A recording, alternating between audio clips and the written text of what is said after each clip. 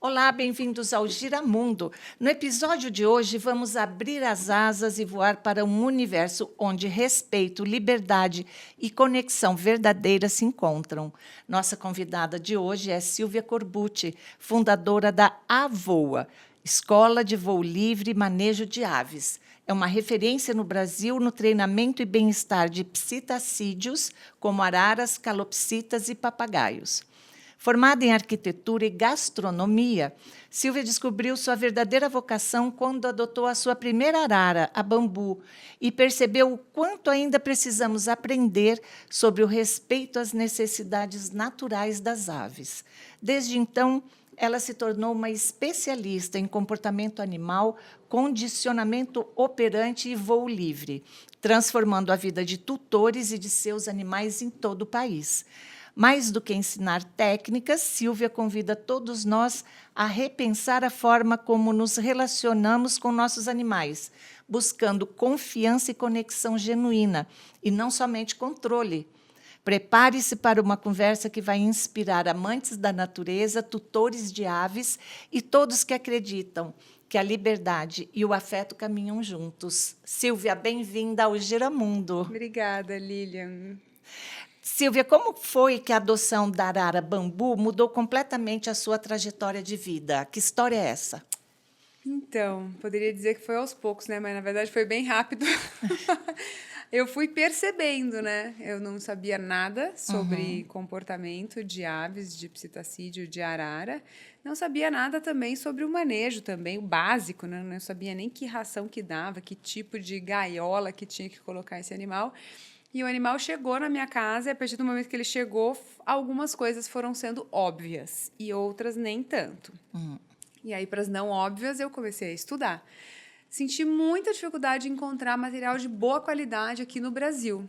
Comecei a me inspirar. Literatura? Você diz Literatura, literatura? canal no YouTube, né? Porque a gente não lê só livros, né? A gente se espelha muito em pessoas que estão nas redes sociais dando algum tipo de informação. Então, não tinha curso, não tinha livro, não tinha nada que eu achava que poderia me encaixar ali, né? Então, o primeiro livro que eu li foi um livro em inglês.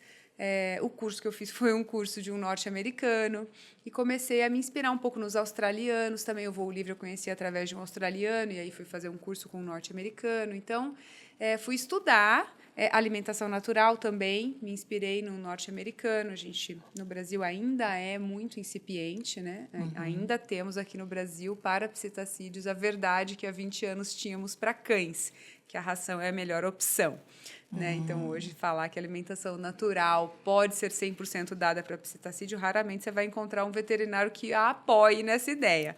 Né? Assim como era com cães antigamente. E aí, me mergulhei no universo da alimentação natural, para psitacídeos, fui estudando e fui colocando em prática e fui aprendendo na prática muita coisa, muita coisa. E antes da VOA, você atuava em áreas totalmente diferentes, né? Como a arquitetura e a gastronomia. Em que momento você percebeu que as aves seriam a sua missão? Foi interessante, esse processo foi lento.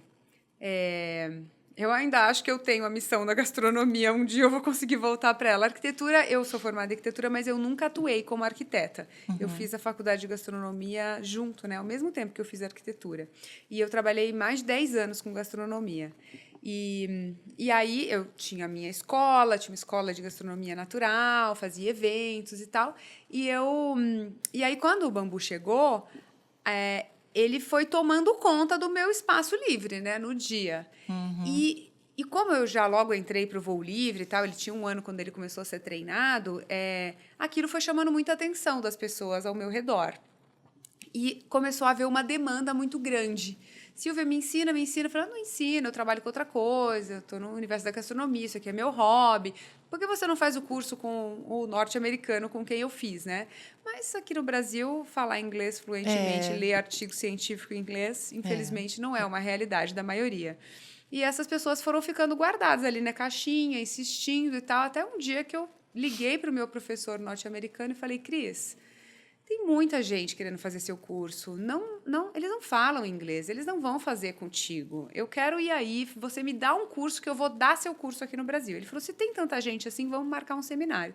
Eu trouxe o Cris para o Brasil E a gente fez esse seminário, vieram 30 pessoas, foi muito legal, presencial. A gente fez viagens visitando projetos de conservação de psitacídeo no Brasil, fizemos uma parte teórica, fizemos uma parte prática com as aves. A gente tinha 3 praticantes somente de voo livre no Brasil que tinha feito o curso com ele, né? Uhum. E alguns curiosos. E aí a gente formou essa primeira turma de voo livre no Brasil, foi em 2019.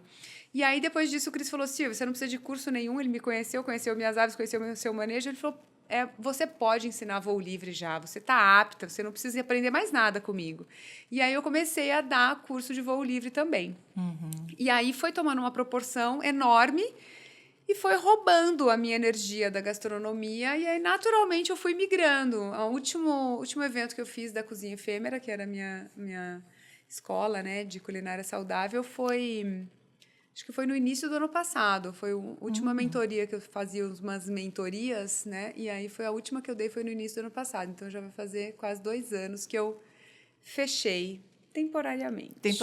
Mas é recente, né? 2 anos não é nada, né? Quando você fala em voo livre, porque eu já vi no seu Instagram, eu já vi que você também salta de asa delta. Sim, parapente. Parapente. A asa delta é aquela dura, né? Parapente e arara faz junto. Isso. Mas quando você fala o curso de voo livre, em relação às aves, é o voo livre dela, né? Isso mesmo. A gente tem o mesmo nome para parapente e para voo livre com psittaciforme. Então, o voo livre com aves consiste na gente treinar as habilidades da ave de voo, de reconhecimento do ambiente e de discernimento do que é e o que não é perigoso no ambiente externo e também desenvolver as habilidades de defesa deles. Entendi. Então, eles estão soltos na natureza, né? Como disse um falcoeiro, colega meu, muito bem dito, inclusive, uma vez que você solta o seu animal, ele entra na cadeia alimentar. Então, a vida ali não é café com leite, está tudo valendo. Então, Entendi. esses nossos animais, eles aprendem, até porque são animais selvagens, aprendem a lidar com os potenciais e as adversidades da vida na natureza, né? Então, eles estão parcialmente soltos, parcialmente sob nosso poder, dentro dos viveiros, indo no veterinário, comendo ração. Então, o voo livre consiste em desenvolver tudo isso no animal para trazer qualidade de vida e bem-estar. E por que é tão importante isso? É por conta dele se encontrar na natureza onde ele se encontra? Então, o voo livre ele é muito importante para aves grandes, para aves de médio e grande porte. Papagaio, arara... É acima de papagaio. Vamos falar Tá. assim, 400 gramas, 300 gramas, eu já acho o voo livre. Assim, vai ser life-changing na vida de qualquer animal, a prática de voo livre, né? Porque qualquer animal que tenha genética autêntica, né? Uma genética selvagem. Porque hoje a gente tem muitos animais com mutação. E esses animais, muitas vezes, eles têm alguma deficiência visual, às vezes até de percepção, né? Do ambiente, de justamente discernir o que é perigo, o que não é. Por que isso? É essa mistura, ou é criação em cativeiro que vai misturando? Isso, existe uma moda, faz dezenas de anos, de criar animais com cores diferentes do que a natureza criou. Só que nessa alteração genética de cor, a gente altera também outros genes desses animais. Comportamento. Altera gene de comportamento, altera gene de fisiologia, tanto que existe todo um protocolo para se fazer esses cruzamentos sem que a gente tenha um animal debilitado até do ponto de vista da saúde. Sim. Depois de algumas gerações, se você não for criterioso, você pode ter um animal doente, vamos falar assim, né? Ou que fica doente com muita facilidade. Então, o animal que tem mutação, ele é um animal que apresenta várias desvantagens para a prática de voo livre, né? E dependendo da mutação, pode ser até bem perigoso. Então, um animal com genética selvagem, qualquer que seja a espécie, vai se beneficiar bastante da prática de voo livre. Contudo, um animal de pequeno porte, de 100 gramas, de 50 gramas, dentro de um apartamento de 100 metros quadrados, ele tem um espaço para ele voar, para ele fazer atividade física. Ele não... Vamos falar assim, ele não precisa ficar solto no ambiente externo. Mas quando a gente está falando de um papagaio, das mini ararinhas, uma ararajuba, todas as araras maracanãs, as araras pequenas como a rubrogênis, a militar, as araras grandes, né? As cacatuas grandes, a moluca, a alba, esses animais, eles não vão conseguir fazer uma atividade dentro de casa. É como querer que um labrador corra dentro de um apartamento. não cabe. É. Né? É um animal de grande porte. E esse animal ele precisa de uma área muito maior para ele poder voar e para ele poder fazer atividade física, né? Sim. Porque eles não voam na esteira. A gente pode, né? Mas sim. eles não tem isso. Aham. Até tem, né? E na Disney eles fazem uma cena, não sei se você já viu, eles têm lá uma coisa que eles colocam um ventilador grande e a arara é treinada para ficar na frente desse ventilador planando. É uma atividade física, lógico, mas... que muito longe, né? do natural. Mas a gente não tem essas coisas na nossa casa, né? Então, o voo livre entra como uma luva, né? Porque são animais selvagens, eles não são animais domésticos. E o que me veio na cabeça você falando, né, dos animais que têm essa propensão ao voo livre, né, a natureza mesmo, o DNA, eu fico pensando nesse monte de papagaio que o pessoal compra e corta a asa e deixa preso pelo pé numa gaiola e nunca mais voa na vida. Infelizmente, é uma realidade muito comum. Nossa, é muito triste Muito. isso, né? E um papagaio de cativeiro, vamos chamar de cativeiro, né? Não, as minhas aves são de cativeiro também, apesar delas voarem soltas. Não, então, ele consegue aprender, ele reaprende, tá na natureza dele? Se ele nunca voou, ele Está aprende? na natureza dele, mas esse é um assunto, uma pergunta muito legal que você fez, porque esse é um mito que eu estou tentando quebrar.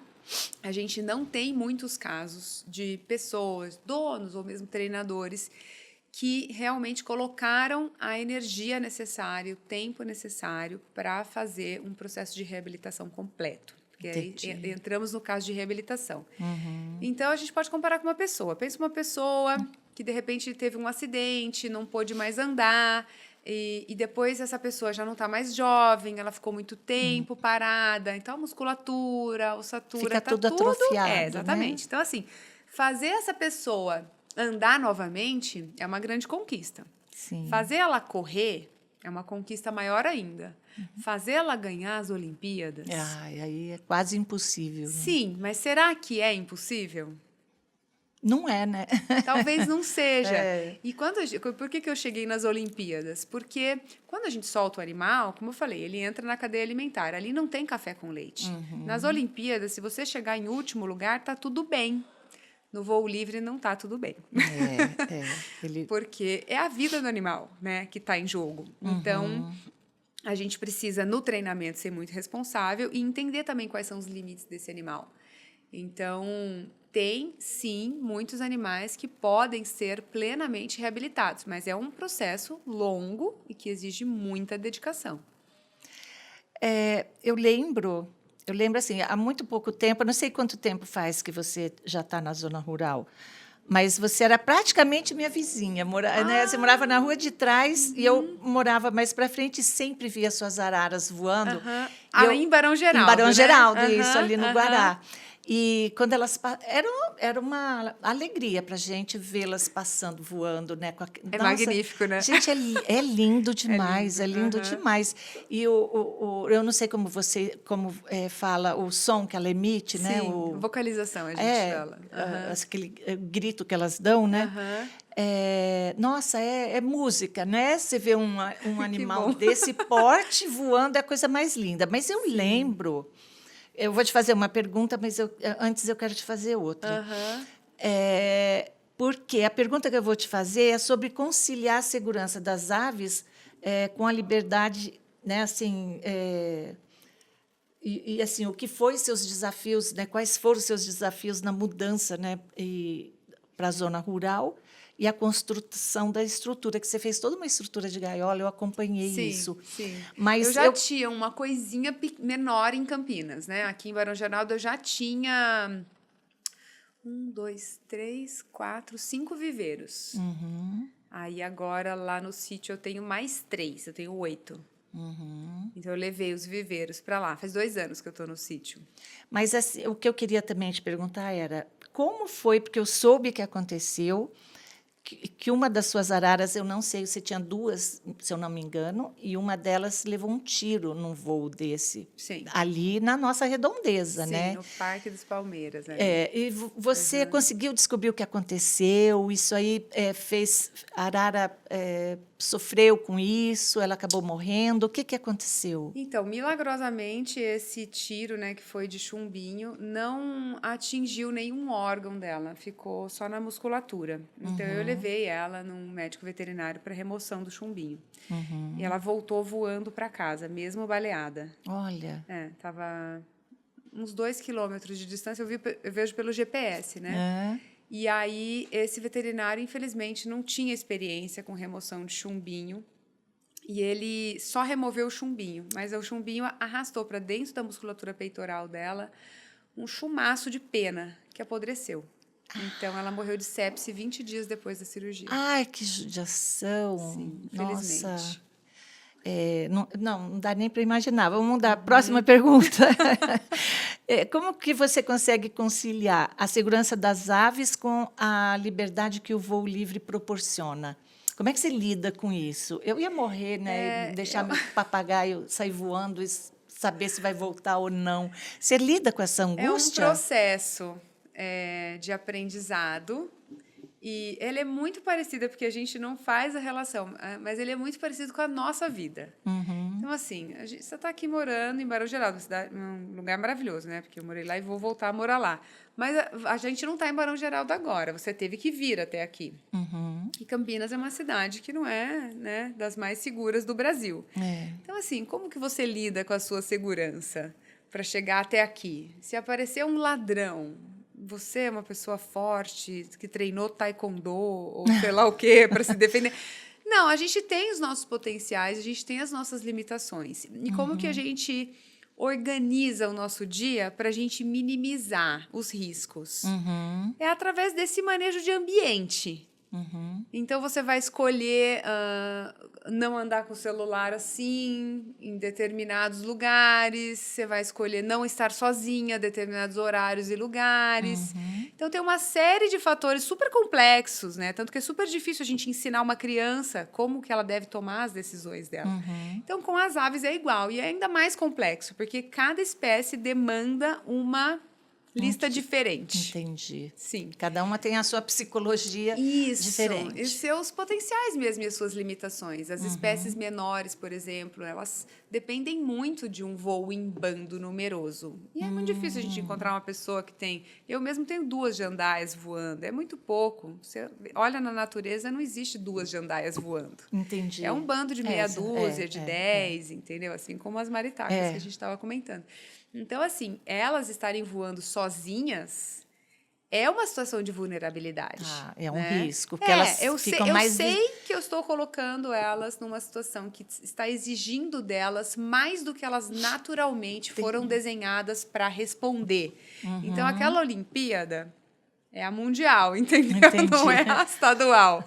Então, a gente tendo consciência das limitações das nossas aves e tendo consciência principalmente dos potenciais, porque de repente um campeão de jiu-jitsu não vai ter a mesma vulnerabilidade que você e eu para andar na rua à noite sozinho. Com certeza. Né? Então, eles também têm potenciais. Por quê? Porque ele treinou jiu-jitsu, está sempre treinando, se manteve em condicionamento físico bom. Então, assim, ele é uma pessoa que fez coisas na vida dele para que os potenciais dele aumentassem. Então, a gente também pode, quando a gente é o dono do animal, a gente pode treinar o nosso animal para que ele tenha super comportamentos, que eu chamo. Entendi. São comportamentos que é possível do animal ter, contudo, não é aquele padrão da natureza dele. Ele vai ter que se esforçar mais, vai ter que ser mais campeão ainda, entendeu?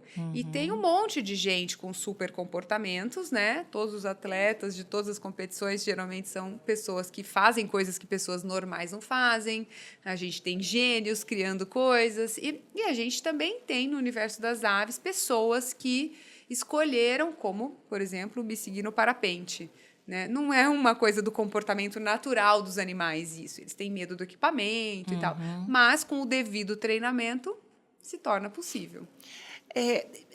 Eu queria ter perguntado antes, né, essa questão do parapente.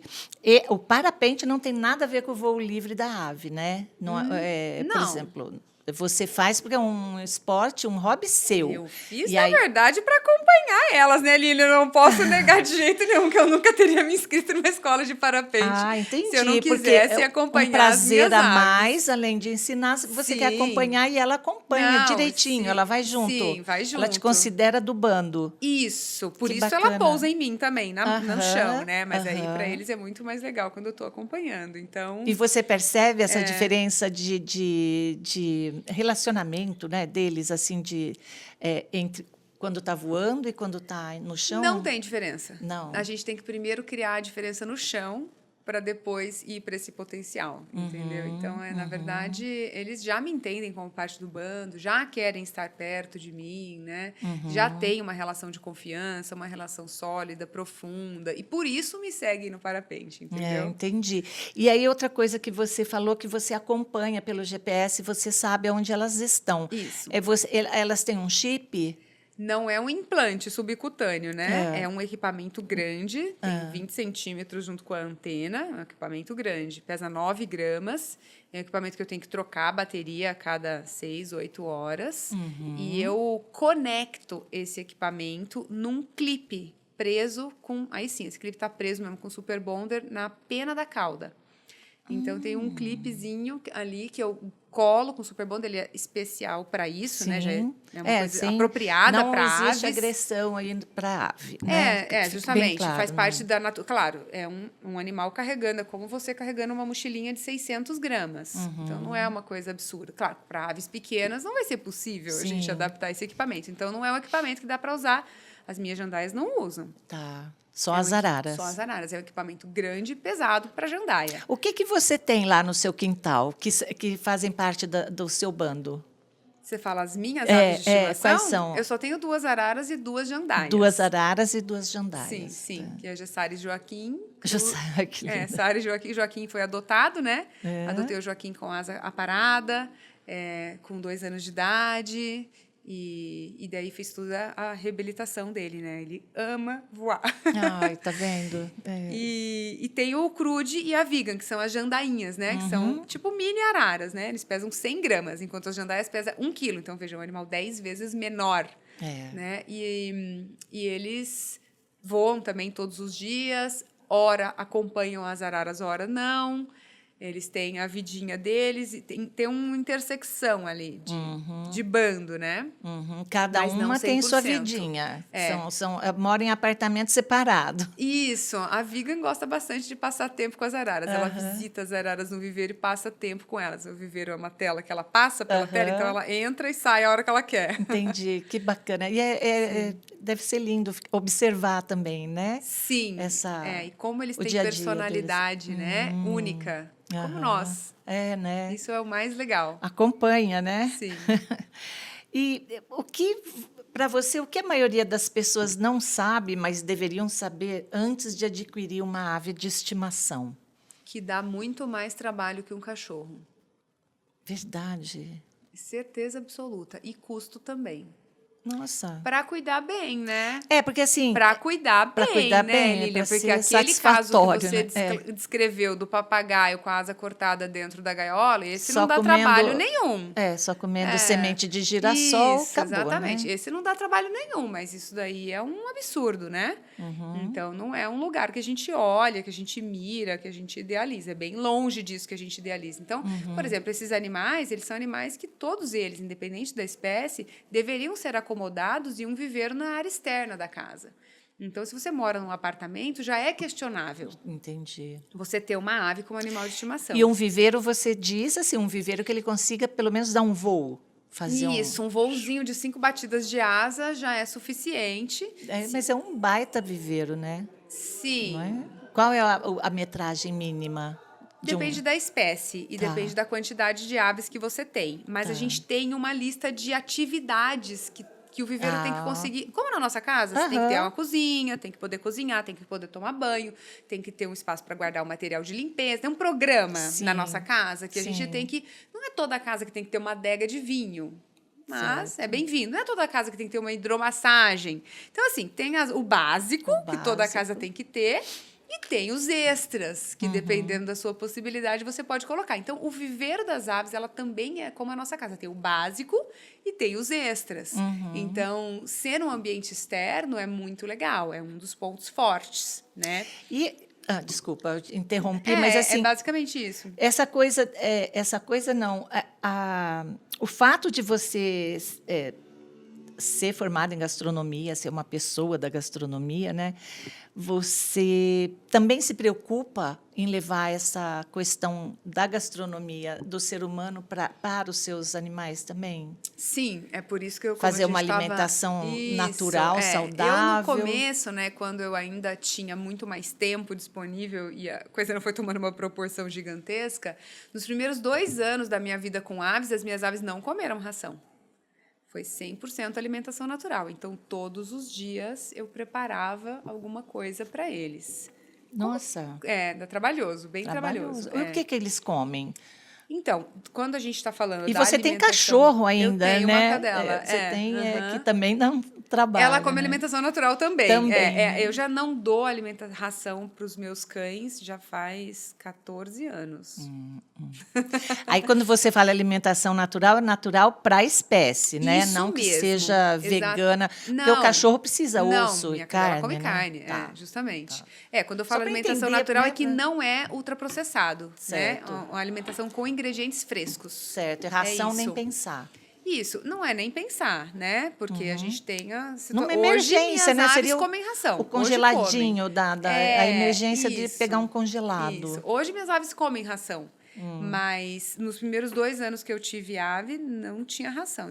Qualquer dia ainda volto nessa utopia, né? Mas a gente precisa desmamar o animal já para alimentação natural. Muito difícil fazer a transição, como com gatos. Se você faz o desmame de um gatinho para ração, muitos gatos não topam alimentação natural. Eles recusam a alimentação. E as aves é muito comum também. É muito difícil fazer com que as aves comam todos os ingredientes da alimentação natural que elas precisam para que seja boa, né? E não fique desbalanceada. Então, quando a gente desmama uma ave, desmamar, a gente sai da papinha, né? Já para alimentação sólida. Já dentro da alimentação natural e a gente não oferece ração, aí fica muito fácil de seguir uma alimentação 100% natural. É a base de grãos germinados, vegetais, e aí um pouco de fruta, principalmente fruta verde, e aí bem pouquinho de fruta madura e oleaginosas e sementes. Essa é a alimentação dos cetacídeos em geral, né? O ecletus vai comer mais folha, né? Tem Aí uns que vai depende ter de mais cada proteína, sim, mas em geral é isso. Que bacana. E você fala muito sobre projetar carências humanas nos animais, né? Falo muito. Pode explicar melhor esse conceito? É o conceito da humanização, né? A gente tem isso muito acontecendo com cães também, e a gente já tem bastante gente, assim, de comportamento de cachorro, falando da humanização. A gente não tem como negar, né, Lilian? A gente tem que olhar as pessoas e ver o que está acontecendo. E o que está acontecendo é que a gente tem pessoas cada vez com menos filhos, né? Casais e cada vez menos casais também, né? Porque o casamento tem ficado muito questionável, né? As mulheres tomam conta das suas vidas e ter filhos acaba muitas vezes sendo um grande inconveniente, né? Que vira um furacão na vida do casal. E o mercado de animais de estimação explodiu, né? Nos últimos 10 anos, assim, nos últimos 20 anos tem crescido muito, mas acho que nos últimos 10 anos explodiu demais. Então, a demanda... E a pandemia deu uma Deu uma né? acelerada nisso, Sim, né? sim. De ficar em casa. Isso, exatamente. E eu acho que as pessoas, a gente está muito carente, né, Lilian? A gente está muito na tela, a gente tem feito poucas conexões reais, né, com as pessoas. Essa coisa da nossa vizinha, veja bem, a gente morava junto e a gente nunca tinha se conhecido pessoalmente. Isso não pode acontecer. É verdade. Né? Isso não faz parte... A nossa natureza é estar em conexão com a comunidade que está ao nosso lado. Contudo, a gente tem perdido muito isso, principalmente na cidade. E com isso a gente tem ficado muito carente. As nossas demandas reais do homem, né, do ser humano, não têm sido bem atendidas. E a gente tem usado como muleta, máscara, uma série de coisas, e os animais de estimação estão nessa lista. Sim. Sim. né? Eles estão nessa lista. E tem aquelas pessoas, né, que agora elas se veem como animais, né? Mas isso aí já é loucura, que né? já Vamos falar cá entre nós. Essa daí que é tá uma coisa, absurdamente fora do equilíbrio. gente, que há 5 anos atrás era impensável, né? E Isso, hoje me identifico me como... identifico, Eu brinco com os meus alunos, eu não quero saber de nenhum aluno aqui que se identifica como mãe de arara, hein, gente? Me identifico como mãe de arara, então eu tenho que fazer negativo. Então, eu acho que a palavra amor, ela substituiu a palavra respeito nessa relação. E essa frase é curta, mas ela quer dizer muita coisa. Porque quando a gente ama alguém, autenticamente falando, a gente ama do jeito que o outro é. E aceita, o outro né? nunca é igual a nós. Sim. Pode ser uma arara, um cachorro, um papagaio ou até outro ser humano. Né? O outro, ele vê o mundo de forma diferente, ele precisa de coisas diferentes do que o que a gente precisa, ele almeja, deseja coisas diferentes. Podem haver intersecções, sim, mas o respeitar essa parte que está fora da intersecção, o amor é sobre isso. Né? E a gente tem dificuldade de ver isso, a gente tem dificuldade de respeitar o outro na natureza dele. E a gente quer muito que o outro venha, na verdade, para suprir coisas que nós estamos precisando, né? E ter animais de estimação, para mim, já faz muitos anos que eu falo isso, é sobre servir. E não sobre receber. É muito mais sobre servir. A gente tem que se doar muito mais, né, do que receber certeza absoluta, entendeu? O carinho deles, né? Isso. Então, existe muita conexão. Não tem como não negar. Existe muita conexão. Sim. Mas a gente tem uma expectativa de uma conexão que ultrapassa os limites da natureza, até do animal, né? É impressionante como vem essa conexão, né, de um animal com o ser humano, né? Sim, os Porque animais sociais, eles podem, né? Tem gente que quer conexão com um animal que não é social na natureza, uma cobra, né? Nossa. Um gavião, uma coruja. Esses animais, eles naturalmente não são animais sociais, então para eles vai ser muito difícil estabelecer. Essa conexão está bem no condicionamento operante mesmo. Mas os psitacídeos são animais sociais, eles realmente desenvolvem laços afetivos, né? Mas como eles enxergam a gente como sendo do bando, né? Que se a gente é completamente diferente deles, Por causa né? do nosso comportamento. O fato de você ser provedor já é a questão de ser um estar alfa. junto vivendo coisas que são coisas da natureza deles, entendeu? Quem tem problema com o papagaio, o papagaio bica, o papagaio me ataca, é porque esse papagaio ele não vê a pessoa como parte do bando, vê como um predador muitas vezes, ou como uma ameaça, ou como uma... Né? Existe ali uma situação, muitas vezes, de coerção ou de aversão. Então... esse animal não vai ver como parte do bando. E você consegue reverter isso? Se alguém te procura, por exemplo, com um caso específico assim, você consegue... É mais difícil reverter na pessoa os do que no comportamentos bicho, né? aversivos do que na ave. Eu vou fazer agora, semana que vem, eu vou fazer uma consultoria, faço algumas consultorias presenciais e outras online. Eu vou fazer presencial para uma cliente que tem um Lores de 6 anos de idade. São 2 amigas, elas fazem guarda compartilhada da Lores. Olha que caso curioso, né? E por conta de mudanças na vida, esses animais eles precisam de muita atenção, como eu falei, dá muito mais atenção, muito mais trabalho que um cachorro, né? Elas não conseguiram fazer essa interação, ser parte do bando, ir lá e fazer o papel de alguém que é parte do bando, né? Porque é um esforço a gente fazer isso, é justamente o servir. E aí a Lores agora está agressiva e tal. Então, a gente vai precisar fazer um trabalho de recondicionamento das donas. Cada uma na sua casa. E o curioso, isso é uma facilidade que elas vão encontrar agora, porque uma acabou de se mudar de casa. E a Lores está na casa da outra. Ela falou, Silvia, já trago a Lores aqui para casa para ela ir se adaptando? Eu falei, não leva. Vamos trazer ela no dia da consultoria. Por quê? Porque a mudança de ambiente, de pessoas e de manejo é mais fácil de acontecer as respostas, né, as consequências dessas mudanças quando você muda tudo do que quando você muda uma coisa só. Não vai estar para mudar o dono, eles não estão doando o animal. Elas vão continuar sendo elas, mas elas vão precisar fazer mudanças radicais nos comportamentos. Mas só o fato da Lores ir para uma casa nova que ela nunca esteve mais toda a orientação da consultoria, tem altas chances de sucesso dessa Loris voltar a ser um animal carinhoso, interativo, né? Mas é uma disciplina da parte dos donos. É como ginástica, Lilian. Não tem resultado se você faz só 2 vezes na semana. E se você não faz esforço, a gente tem que ir mais vezes.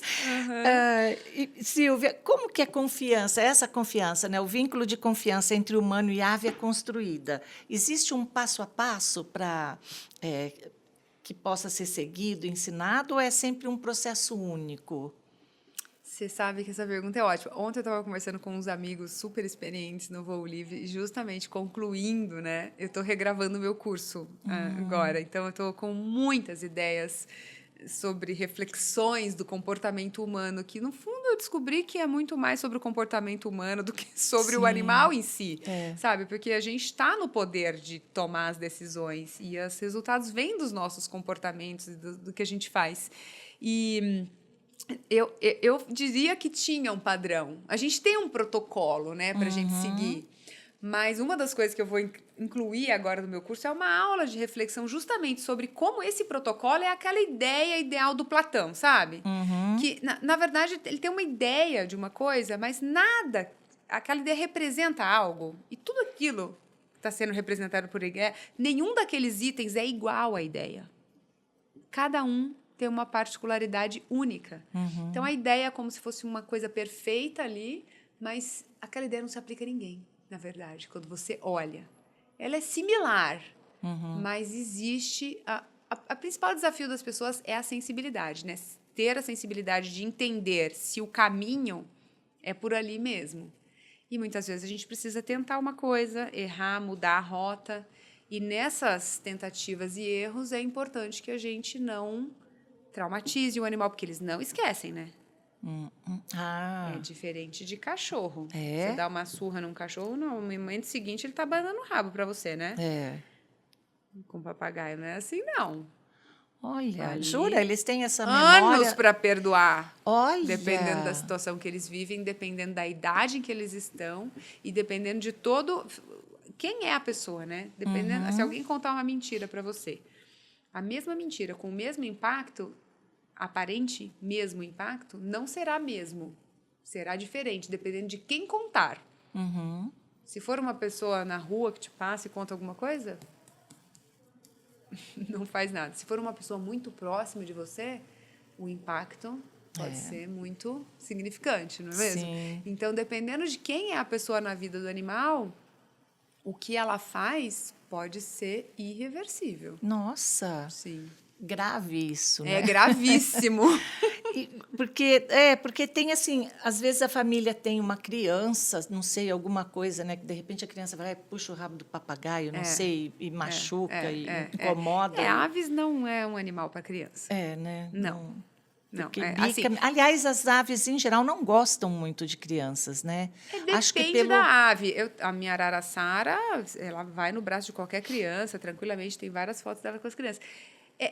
Assim, eu falo que ave não é um animal para criança, na verdade, o que eu quero dizer é que não é um animal para você colocar na mão da criança e deixar ela tomar as decisões. Sim, sim. Mas, ao mesmo tempo, é incrivelmente poderoso na educação da criança sobre justamente o que a gente estava falando, a percepção do outro, sobre os limites, sobre o respeito. Então, é muito poderoso. Inclusive, eu tenho vários casos de...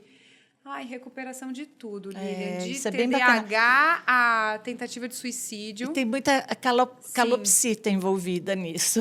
Tem, mas tem muitas aves e muitas pessoas que fazem o treinamento e entram na disciplina e transformam as famílias. Assim. Quando, claro, os pais, né, têm que monitorar, mas entram com a ave como uma ferramenta de cura para uma questão que bacana, da criança. Às vezes social, às vezes cognitiva. E é muito poderoso. E é muito importante para a criança ter um animal de estimação, né? Seja ele o que for, né? Principalmente quando os pais estão bem conscientes sobre a questão de não humanizar, né? Bem isso, né? Me fala uma coisa, você está falando que está regravando seus cursos, né? E seus cursos online alcançam online alcançam tutores do Brasil inteiro, né? E de fora. E de fora. Como que é possível adaptar? Como é que você faz para adaptar o aprendizado do voo livre sem que você esteja presencialmente, ou eles estejam presencial? A gente conversa todo dia, Lilian. O curso é online, mas tem um acompanhamento. Aham. Né? Porque justamente pelo que a gente estava falando, que cada animal é único e tem um caso, e eu me surpreendo todo dia com os meus alunos, porque eu falo, não acredito que está acontecendo isso com essa ave, meu Deus, que avanço, ou então, meu Deus, que demora, como que não está acertando, né? Então, é sempre surpreendente, assim, porque cada animal é único. Então, a pessoa compra o curso, no curso está tudo ali explicado, a teoria, o protocolo, aquela ideia inicial do Platão, mas a pessoa, ela compartilha ali no grupo de alunos, a gente tem um grupo de WhatsApp com os alunos, e essa pessoa ela vai colocando ali o que está acontecendo. E aí, pela experiência, claro, que de vários anos acompanhando tantas aves, eu consigo olhar o que pode acelerar, o que tem que reforçar, se tem alguma coisa equivocada. Ali, Silvia, minha ave não está fazendo isso, o que está acontecendo? Quando eu bato o olho, eu já sei o que está acontecendo. A pessoa faz uma alteração e começa a deslanchar. Entendi. Então, é dessa forma Então, que eu assim, consigo acompanhar. Você consegue fornecer um protocolo inicial que ela escuta e pratica, escuta, pratica, escuta, pratica. Isso. E aí ela consegue ir Sim. aprendendo e Sim. também ensinando. E aí, claro, tem aqueles alunos mais medrosos, que fez tudo perfeito, mas quando chega o dia de soltar, trava. Ai, meu Deus, eu acho que eu seria dessa. Aí a gente tem o treinamento presencial, né? Aí a pessoa pega a ave, bota no carro, leva até o sítio, eu faço uma avaliação ali pessoal na hora, presencial do animal, e geralmente o animal tá pronto mesmo, né? Porque a gente já tá conversando há semanas, eu tô falando, tá pronto, pode levar, a pessoa trava. E aí a gente marca e eu acompanho a pessoa nesses primeiros treinamentos no ambiente externo. Aí, depois de alguns dias, a pessoa vai ganhando confiança, né? Porque viu que vai ficando previsível o que vai acontecer, né? Porque primeiro a pessoa acha que é imprevisível. Vai abrir a gaiola e o animal vai sair voando em linha reta. Correndo e não volta nunca mais. Não vai, porque o treinamento antes desse dia é justamente para não acontecer isso, né? Então, a gente prepara o animal, todos os detalhes, para quando chegar nesse dia, a gente fazer um ensaio ali, que já está muito bem ensaiado na cabecinha do bicho. Dá certo. Não acontece da gente... Nunca aconteceu. Da uma pessoa, no primeiro dia que abriu assim, um animal... Não acontece isso. Né? Isso não acontece. Com um animal bem preparado, nunca aconteceu com aluno nenhum meu. Eu tenho mais de 400, tá? Nossa, é bastante, né? E quais os erros mais comuns que você enxerga nos tutores, o que eles cometem no dia a dia, né? E assim, como evitar, né? Eu acho que um dos mais comuns é o corte de asa. Muitas pessoas cortam com medo. Com medo dele sair voando, né? E o medo tem que ser quando corta, né? A pessoa não tem... Falta conhecimento. Então, a pessoa acha que com a asa cortada o animal não vai fugir, que não vai voar. O voo... O que é o voo, né, Lilian, pra gente? Não é uma coisa, assim, do sonho. Nossa... O ser humano, ele não foi preparado para o voo. Para a gente é uma coisa assim... Um monte de gente tem medo de avião, ninguém quer voar de parapente. Então, assim, o voo vai além das nossas capacidades reais, entendeu? O voo é atingir o ápice, né? Além do ápice, porque está num lugar do sonho, entendeu? Para nós humanos. Então, é natural do ser humano que ele tenha medo que o bichinho dele voe. E está justamente no respeito, voltando, né? Qual é a natureza desse animal? É voar, é a defesa dele, é a principal forma de locomoção dele. Então, ele vai, ele atinge as coisas que ele quer, se defende, se afasta, se aproxima. Toda a autonomia desse animal, né, e, consequentemente, a autoconfiança dele no que ele pode, no que ele não pode, no que ele deve, está no voo. E as pessoas têm muita dificuldade de ter a percepção clara disso. E fica muito focado na ideia de que eu vou cortar porque senão ele vai fugir, sendo que... Nossa, já acompanhei um monte de resgate. Foge com a asa cortada. Ali no Guará sempre tem gente atrás de calopsita que saiu voando mesmo com a asa cortada. Não voltou mais. Então, assim, não é uma vantagem. É uma desvantagem. Fora que o animal está todos os dias vivendo uma situação precária, né? O seu curso de voo livre está aberto ainda, tá? Sim, ele está sempre lá online. Você está só fazendo uma Agora eu vou adaptação não, fazer uma uma atualização atualização. completa. Aham. Eu vou mudar o formato, tem muita novidade vindo por aí. E aí, como agora, né? Agora vem 2019. Olha quanto tempo que faz. Nossa, é. Eu já fiz 2 atualizações de Aham. acrescentar coisas que eu achava que estava faltando. E agora eu também acho que tem muita coisa a acrescentar, mas principalmente tem algumas coisas para mudar. Né, diante da minha experiência e aquilo que eu falei, eu acho que essa minha jornada com as aves, ela está muito sobre a percepção do comportamento humano. Então, antigamente eu falava, essa ave não é boa para voo livre, ela não apresenta tantas vantagens. Hoje, eu pergunto se a pessoa é boa para o voo livre, sabe? Porque a vida tem diversas limitações. Mas você é o perfil da pessoa que vai vencer todos os obstáculos, que não vai se abalar com as dificuldades, que vai tomar um tropeção, cair, levantar de novo, nem que isso leve 100 repetições? Você é esse perfil? Se você for esse perfil, então temos um voo livre para você. Se você não for, temos outro voo livre para você, que vai ser com outra espécie, de outra forma, em outro ambiente, com outras características. Então, hoje, quando a pessoa fala, Silvia, eu tenho essa ave, eu quero fazer voo livre, antigamente eu desencorajava totalmente. Não vá fazer, vai dar errado, você vai ter problema. Hoje, eu tento entender quem é a pessoa por trás, né? É Será que mais aquela- importante entender a pessoa do que o animal. Sim, porque eu tenho alunos... No caso, não é animal, é a ave, né? Desculpa, eu estou mas toda hora um falando animal. bicho, animal, Aham, mas é um animal, né? Como nós. Eu acho que hoje o voo livre ele é mais sobre o dono. As aves vai ter as suas características. Mas quem vai fazer acontecer é o dono. Porque eu tenho um monte de dono que tinha a ave perfeita, fácil, tudo certo e não conseguiu fazer. E um monte de dono também com aves com altas desvantagens, características desfavoráveis, situações de desafios intensos. E estão aí maravilhosos, venceram e conseguiram e superaram todas as dificuldades, né? Então, hoje eu acho que o voo livre é mais sobre as pessoas. Você já fez um encontrão Já? dos seus alunos com suas aves e botando todo mundo para voar? Já sim. Já? Eu fazia anualmente, Ah, que né? bacana. Fiz várias vezes. Que Aí, bacana. agora eu tô sem tempo, porque além da escola a gente tem um hotel também, né? Então eu fico muito presa no hotel. Mas a gente está lançando um clube de voo livre agora, eu com alguns amigos. E a ideia do clube é ter mais força para a gente criar esses encontros. Então, em breve, a gente já se encontra, né? Mas aí só entre amigos. O máximo de aves que a gente colocou juntos para voar, eu acho que era 32. Ah, bastante, É né? bastante. E assim, dá para misturar arara, calopsita, com papagaio, todo Sim. mundo junto, sai tudo Sim, voando. claro, são Sim. aves muito bem treinadas e avançadas no treinamento. Pegar uma ave que está no início do treinamento, que não tem muito repertório e tal, pode dar problema.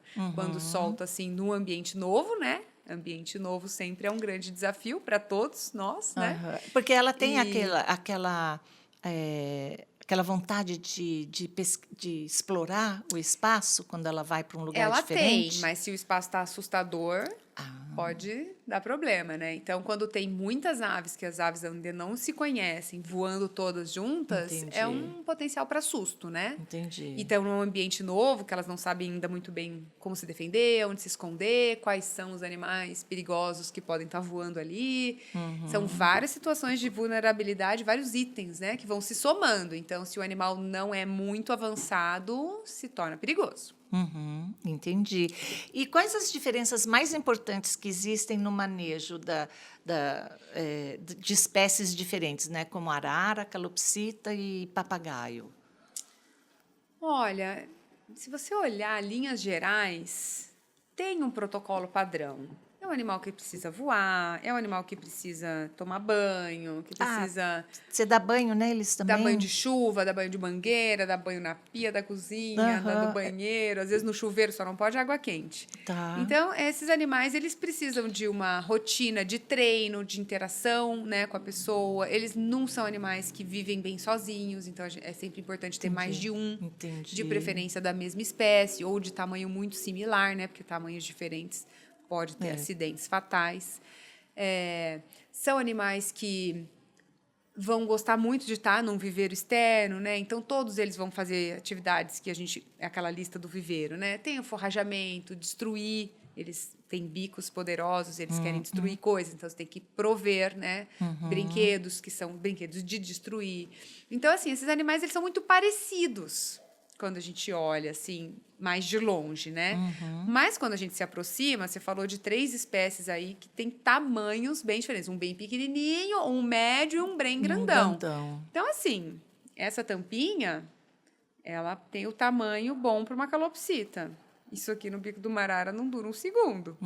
Então, a gente tem a escala das coisas muda. Então, uma calopsita pode ficar num viveiro de 1x2. Uma arara não cabe. Entendi. Então, a calopsitinha, ela tem algumas demandas. É um animal que já dá para ficar solto dentro de casa. Uma arara vai arrancar tudo, destruir tudo da nossa casa, entendeu? Como por um camelo dentro de casa. Não dá, menina. Então, eu acho que está mais na escala, assim, linhas gerais, né? As diferenças deles. Silvia, por fim, que nós chegamos ao fim, infelizmente, né? Qual mensagem você deixaria para quem deseja uma relação mais respeitosa e profunda com seu animal? Estude sobre o comportamento do animal. Porque sem saber... não é óbvio. Na verdade, é bem pouco óbvio. Eu falo por mim, porque eu mesma tentei fazer voo livre a partir do meu bom senso. Eu não sou uma pessoa... Eu tenho bom senso, sabe? E não deu certo, não. Entendi. Eu precisei... Você foi procurar ajuda, eu né? precisei procurar Tem a humildade ajuda. de procurar ajuda também, Isso, né? E se isso. A informar gente sempre parece... Algumas coisas parecem óbvias e pode dar certo por algumas semanas. Mas quem tem experiência mesmo, né? Já vai fazer... Ano que vem vai fazer 10 anos que eu estou nesse universo. Então... Eu já vi muita coisa, tenho muita experiência, né? Então, é importante a gente ter um mentor com experiência, porque hoje eu falo coisas para os meus alunos, muitos não acreditam, e eu já sei que eles não acreditam, porque eu já vivi isso. Eu falo, acredite nisso que eu estou te falando, eu sei que é difícil acreditar, mas o teu animal com 6 meses é um, com 1 ano é outro, com 2 anos é outro, com 4 anos é outro, é como as pessoas. Uma criança de 5 anos de idade, você não vai fazer com ela as coisas que você faz com uma de 15, nem com um de... Então, assim, as necessidades vão mudando. É uma vida muito dinâmica. E se a gente não faz a coisa certa, tem um preço alto que vai vir. Não vai vir na semana que vem. Então, vai vir depois, como é o caso dessa Lores que eu mencionei, que tem 6 anos de idade, faz 3 anos que eles estão em dificuldade de relacionamento. Entendi. Então, assim, eles não vão resolver esse problema em 2 semanas. Eles vão precisar fazer uma mudança radical. Então, assim, é muito difícil. As pessoas acabam desistindo, infelizmente, e passando o animal para frente, para outra família. Olha, que judiação. Um horror. Todos esses animais são muito longevos, né? Então, uma calopsita pode durar 20 anos. Então, assim, um cachorro, no máximo, vai durar 20 anos. Um papagaio pode durar 60 anos, 80 anos. Uma arara também, uma cacatua também. Então, assim, pense bem. Pense bem, acho que é a primeira coisa. E estude, porque não é óbvio que esses animais precisam. E tem muita desinformação na internet. Eu acredito. Nossa, como tem desinformação na internet. Silvia, eu vi a pessoa com uma cacatua fazendo assim, igual um bebezinho. Então, eu quero uma cacatua, porque eu acho que a minha vai fazer assim. Gente, esquece. Não vai, né? Aí eu vi o papagaio falando, então eu vou comprar aquele papagaio porque ele fala. Esquece, gente, o papagaio não fala, o papagaio voa, entendeu? O papagaio destrói borda de mesa. É isso aí que você vai ter. O falar vai ser um brinde, que pode não vir. Entendi. Então, não é todo papagaio que fala, né? Não, mesmo aqueles que são os mais falantes. E outra coisa, a fala... Por que o papagaio fala? Porque ele provavelmente está com tempo ocioso que não está preenchido com as coisas que são da natureza dos papagaios. Que são fazer. Exato. Entendeu? Né? Porque a gente vai lá na natureza e esse papagaio ele não está falando. É como ser humano, não tem nada para fazer, fica fazendo fofoca, né? Isso! Tá lá. Pronto, adorei. Agora, papagaio falando é igual papagaio fazendo fofoca, igual gente fazendo fofoca. Não é da natureza, entendeu? Daquele animal. Mas acaba que na ociosidade, sem ter o que fazer, e ali imerso numa situação em que está todo mundo falando, ele acaba aprendendo a falar. Não é vantagem, né? Não é uma coisa que a gente deve almejar. Né? Se falou, tá ótimo, não é problema. Mas tem que mirar nas direções certas. Pelo menos prover aquilo que é da natureza do animal, né? É sobre isso. Silvia, obrigada assim demais pela sua visita, pela conversa. Eu sei que tem Agradeço. muito mais coisa para a gente explorar. Ah, daria pra gente Quando falar uma semana. você está falando que vai voltar para Barão, quando você voltar para Barão, a gente vai lá fazer umas imagens lá. Ótimo. Mas, na medida do possível, a gente vai ilustrar essa conversa com algumas imagens também lá. Mas a gente vai colocar também o Instagram da Sílvia, todos os contatos para que você, que tenha um papagaio preso na gaiola, que está Repense. falando muito, gente, repensa. Repense. Bota esse papagaio para voar, bota esse papagaio para roer Sim. galho de árvore, É isso. porque também falar, você já viu, é a fofoca do papagaio. Adorei essa. E assim, agradecemos a sua presença, agradeço a sua presença de Obrigada novo, demais. Sílvia, e a gente se vê no próximo Giramundo. Até lá. Tchau, gente.